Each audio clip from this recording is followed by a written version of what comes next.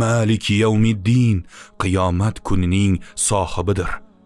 Endi nima bo'ladi? Alloh bizni loqaydlikdan qaytarmoqda. Rahmanir Rahimni eshitib dam olib turgandim, to'satdan Maliki yawmiddin keldi. Hisob kitob va jazo kunining sohibi bu xuddi uyg'on bandam degandek. U meni xavf va raja, ya'ni qo'rquv va umidning naqd o'rtasiga qo'ymoqda. Dinimiz ham aynan shundan iborat. Qo'rquv va umid o'rtasida yashash, doim o'ylash kerak. Jannatga kirarmikinman? Inshaalloh, umidim bor. Jahannamga tushib qolishim mumkinmi? Ha, albatta, ehtiyot bo'lay. Demak, biz qo'rquv va umidni o'rtasida bo'lishimiz lozim. Masalan, men aniq jahannamga kiraman, tamom bo'ldim, hayotim izdan chiqdi, qilgan gunohlarimni qara, endi tamomman. Biz bunday umidsiz bo'lmasligimiz kerak.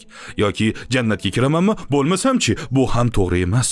Bunaqa bemalol bo'lish yaramaydi. Birodarlarim, keling, ehtiyotimizni qilaylik. Qilgan ishlarimizga o'zimiz javob beramiz. Ana endi Maliki yawmiddin oyati meni muvozanatga soldi. Dinimiz hikmatga boyligini ko'rmaysizmi? U sizni bemalol bo'lishingizni ham, umidsizlikka tushishingizni ham xohlamaydi. Endi bir o'ylab ko'ring. Dunyoda zolimlar bor, to'g'rimi? Falastindagi holatlarni ko'ring. Minglab bolalarni o'ldirishdi.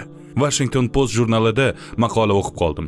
U yerda G'azoda halok bo'lgan 18500 ta bolachalarning ismlari va ularning qismatlari keltirilgan edi. Pastga tushsangiz sahifa tugay demaydi. Minglab bolachalar yoshini ham yozib qo'yibdi. 3 yosh, 4 yosh, 5 yosh va hokazo.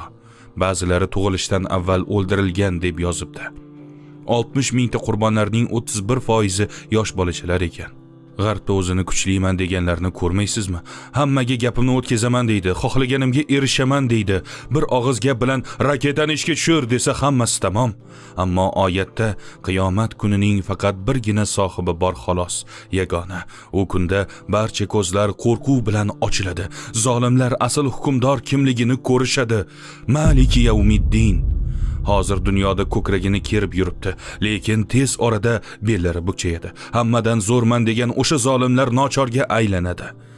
Kimga yomonlik qilgan bo'lsa, o'shalardan kechirim so'raydi. Pullar va qurollar yordam bermaydi. Bu dunyo sinov dunyosi xolos. Shuning uchun Alloh hamma narsaga ham aralashavermaydi. Ammo hisob kitob kunida barcha insoniyat Maliki yawmiddin kim ekanligini tushunib olishadi. Falastin videolarini ko'rdim. Bolacha onasining o'lgan jasadiga tikilib turardi.